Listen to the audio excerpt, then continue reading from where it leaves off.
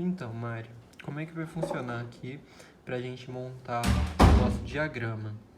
A gente sabe que a gente tem a artéria aorta abdominal e que ela tem três ramos principais: o tronco celíaco, a artéria mesentérica superior e a artéria mesentérica inferior.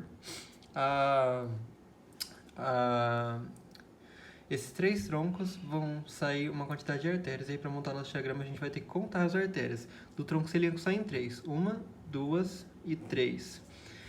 A gente sabe que são duas para a direita, só que uma delas tem uma curva para a esquerda e uma artéria para a esquerda. Da mesentérica superior, independente de direção, a gente tem 6 ramos saindo. 1, 2, 3, 4, 5, 6. E da mesentérica inferior, a gente vai ter mais 3 ramos, certo? E aí, como é que a gente vai fazer para montar? A gente pode seguir uma lógica dos órgãos que a gente vai precisar irrigar. Por exemplo, aqui na parte superior do abdômen, a gente tem dois órgãos principais, o fígado e o baço. Como a gente tem o fígado do lado direito e o baço do lado esquerdo, a gente vai precisar de uma artéria hepática comum para ir para o fígado e depois uma hepática própria para irrigar o fígado. E do outro lado, a gente vai ter que ter uma artéria esplênica, certo?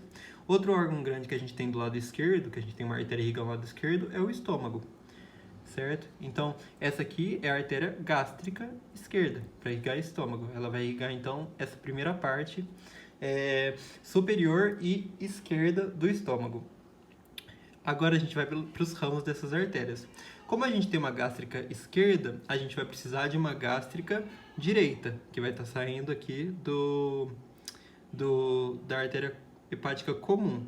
Vai ser a gástrica direita. Agora que a gente já tem duas gástricas e o resto tudo irrigado, aqui vai ser a irrigação da gástrica direita.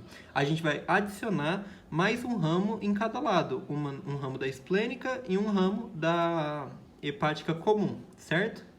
Esse ramo aqui, ele vai direto para o estômago. Então, ele vai ser a artéria gastro-omental esquerda.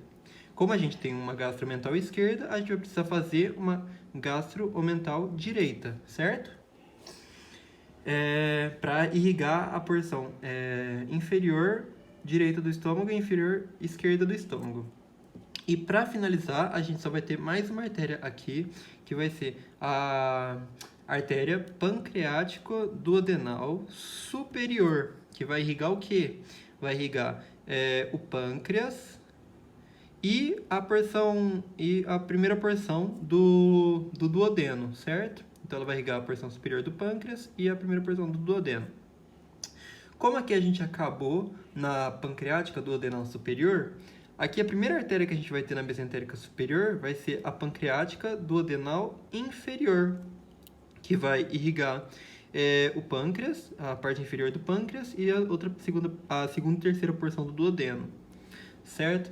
Então, seguindo nessa ordem das vísceras que a gente tem, depois do duodeno a gente tem o que? Jejuno e ilho. Então, a gente vai ter as artérias jejunais e as artérias ileais, certo?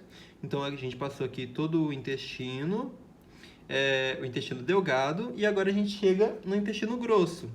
No intestino grosso, a gente vai ter a artéria, primeiro, a artéria ileocólica, que vai se ramificar em duas, a artéria ileocólica.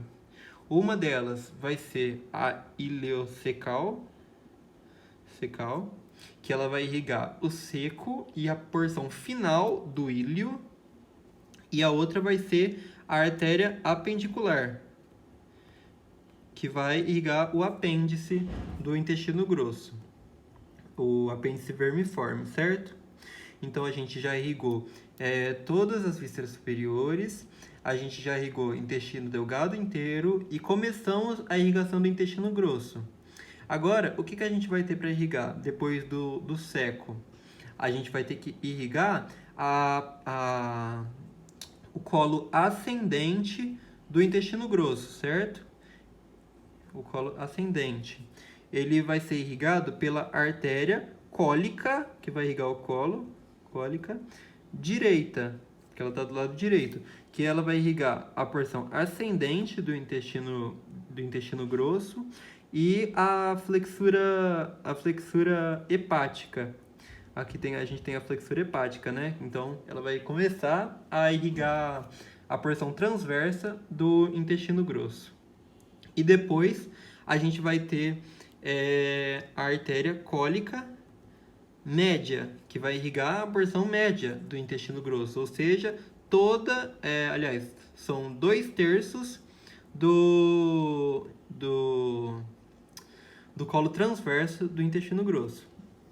E aqui a gente completou as artérias que saem da mesentérica superior.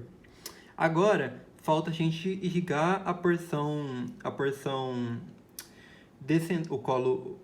descendente do intestino grosso e a flexura esplênica. Então, a gente vai precisar aqui de uma artéria cólica esquerda para irrigar toda essa porção do intestino grosso.